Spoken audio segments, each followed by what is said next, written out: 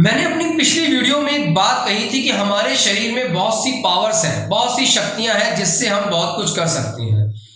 आज मैं उसी से आगे आपको एक बात कहना चाहता हूं कि अगर आप इस संसार में किसी को पाना चाहते हैं या फिर आप बहुत सारी शक्तियों को पाना चाहते हैं या आप ईश्वर को पाना चाहते हैं, तो आपके मन में सबसे पहले प्रेम का भाव होना चाहिए। आपके मन में एक सरलता होनी चाहिए, एक निष्काम भाव उत्पन्न होना चाहिए।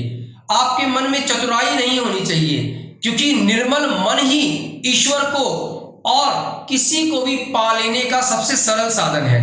आप अगर आजकल देखें, एक संत हैं वृंदावन के श्री प्रेमानंद जी महाराज, वो श्री नाम सिमरन से ही ईश्वर को प्राप्ति का साधन बता रहे हैं। इस कलयुग में सबसे सरल साधन ही नाम सिमरन है और जिसका वो व्याख्यान करते हैं। आप सोचिए, इससे सरल साधन क्या होगा ईश्वर को पाने का कि नाम सिमरन से ही आपको ईश्वर प्राप्त हो जाते हैं।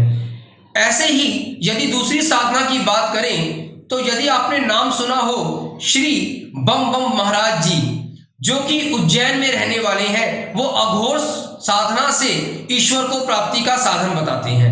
साधन कोई भी हो सकता है, पर मंजिल अगर एक ही है ईश्वर पाना, तो अलग अलग तरीके हो सकते हैं। जैसे कि एक जगह पहुंचने के लिए आपको दो रास्ते मिल रहे हैं, एक रास्ता शॉर्टकट है और एक लॉन्ग है। लॉन्ग रास्ता जो है उसमें कोई विपत्ताएं नहीं है, बहुत अच्छी सड़क है, और एक जो कि जिसमें गड्ढे भी आएंगे, रास्ते में बहुत विपत्ताएं भी आएंगी, बहुत सारी परेशानियां भी आएंगी, पर वो शॉर्टकट रास्ता है।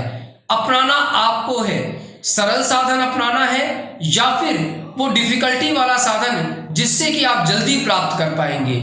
याद रखिए, यदि आप किसी को प्रेम करते हैं, प्यार के भाव से रखते हैं, तो इससे फर्क नहीं पड़ता कि वो आपके करीब है या दूर है।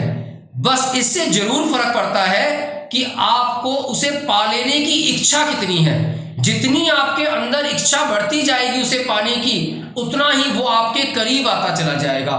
ये याद रखिए, साधन कोई भी हो, पर मंजिल अगर अच्छी है, मंजिल की सोच अगर अच्छी है, अगर आपके भाव अच्छे हैं, तो वो मंजिल आपको जरूर प्राप्त होगी।